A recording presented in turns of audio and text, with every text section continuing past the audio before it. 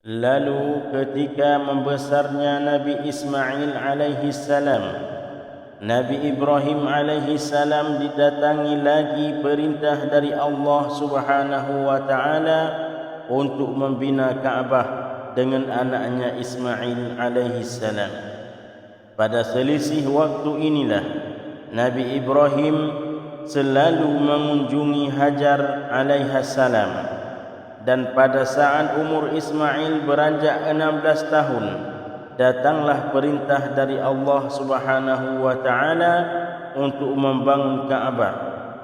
Lalu didirikanlah Kaabah.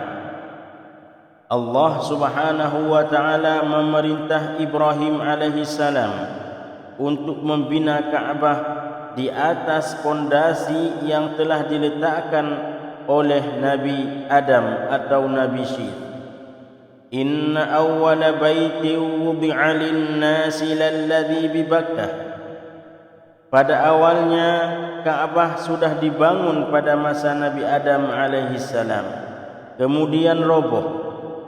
Karena Kaabah adalah tempat ibadah pertama yang dibangun untuk manusia, maka Nabi Ibrahim alaihi salam diperintahkan untuk membangun Kaabah tersebut di atas pondasi yang telah diletakkan oleh Adam alaihi salam. Kemudian ketika digali, maka didapatilah pondasi yang diletakkan oleh Adam alaihi salam. Inilah asal binaan Kaabah. Dan ketika sampai pembangunannya ke sudut Kaabah, Nabi Ibrahim alaihi salam mencari batu yang kuat untuk menguatkan sendi-sendi Kaabah dan menyuruh anaknya untuk mencari batu, tetapi tidak didapati. Kemudian Nabi Ibrahim alaihi salam didatangi malaikat dari syurga membawakannya batu yang dinamai Hajar Aswad.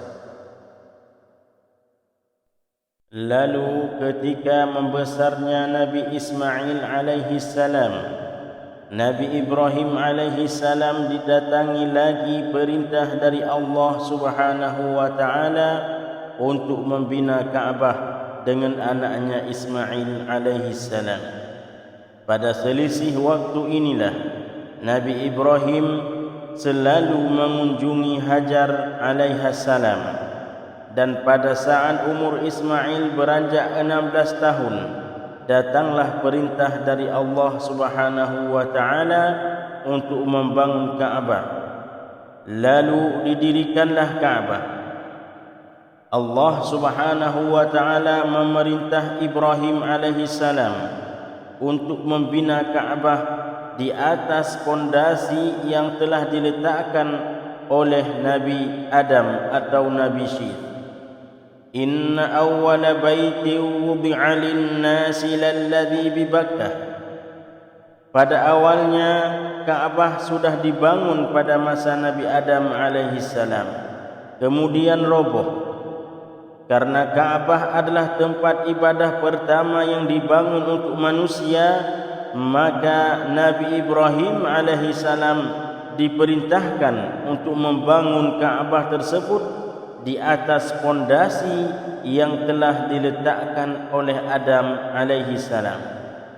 Kemudian ketika digali, maka didapatilah pondasi yang diletakkan oleh Adam alaihi salam. Inilah asal binaan Kaabah.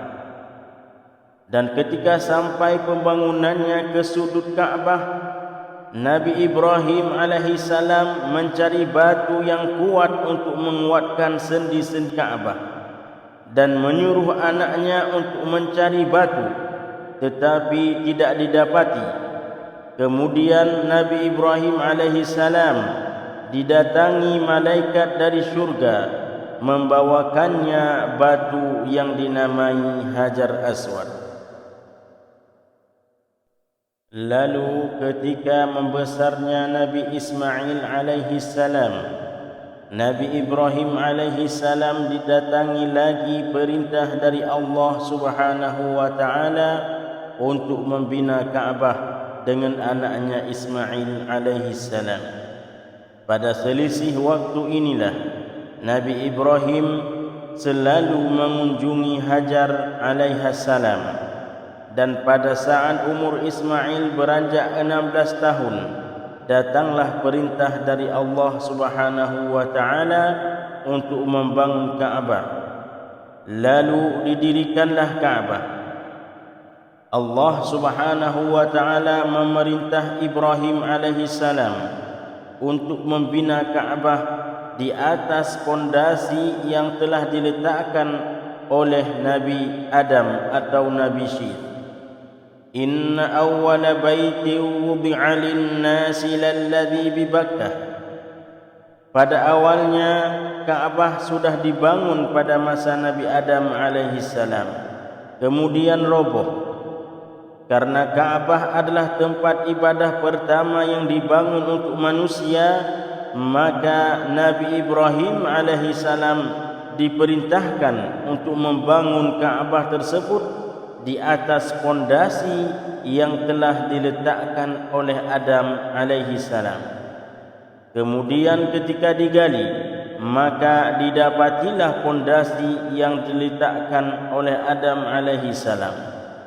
Inilah asal binaan Ka'bah. Dan ketika sampai pembangunannya ke sudut Ka'bah, Nabi Ibrahim alaihissalam mencari batu yang kuat untuk menguatkan sendi-sendi Ka'bah dan menyuruh anaknya untuk mencari batu, tetapi tidak didapati. Kemudian Nabi Ibrahim alaihissalam didatangi malaikat dari syurga membawakannya batu yang dinamai Hajar Aswad.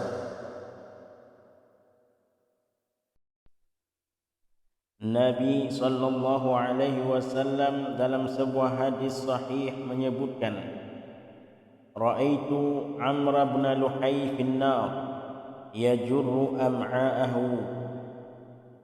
Aku melihat Amr bin Luhay menyeret usus-ususnya di dalam neraka. Dialah orang pertama yang membawa agama paganisme di Jazirah Arab, yaitu orang pertama yang merubah agama tauhid. Kemudian dia menggantikan talbiyah. Pada awalnya masyarakat Arab membaca talbiyah, labbaik Allahumma labbaik, labbaik la syarika laka labbaik, innal hamda wan ni'mata laka wal mulk la syarika lak. Lalu ditambahnya oleh Amr bin Luhay, illa syarikan huwa laka tamlikuhu wa ma malak. Tiada sekutu kecuali sekutu yang kamu miliki dan yang dimiliki oleh sekutu itu.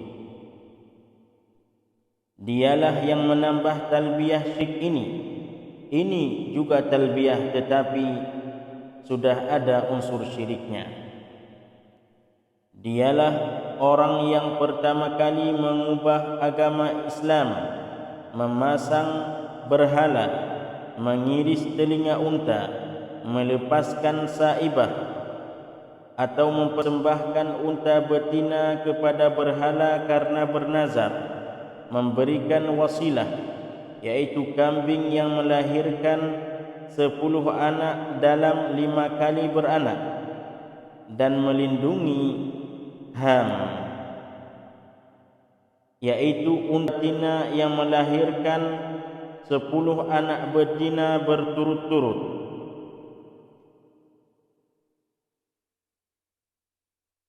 Dan kemudian berhala yang tersebar setelah Hubal adalah tersebar juga berhala yang lain, seperti Wud yang dipuja oleh Bani Kalb, dan Suwa' yang dipuja oleh Bani Huzail, dan Yahud yang dipuja oleh Bani Qai dan Jarash, dan Ya'uq yang dipuja oleh Bani Hamadan, dan Nasr yang dipuja oleh rakyat Yaman. Dan Hubal itu berhala yang dipuja oleh Quraisy. Dan berhala yang paling aneh adalah Isaf dan Nailah. Awal dari kisah berhala Isaf dan Nailah adalah Isaf adalah seorang lelaki dari Yaman dan juga Nailah ianya seorang perempuan dari Yaman. Mereka berdua jatuh cinta. Lalu Isaf datang untuk meminang Nailah kepada bapa Nailah, tetapi bapaknya menolak.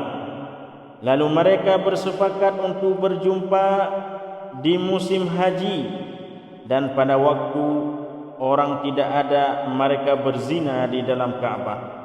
Dan ini perbuatan yang sangat keji, lagi pula dilakukan di depan Ka'bah atau di dalam Ka'bah. Lalu Allah Subhanahu wa taala mengubah keduanya menjadi batu.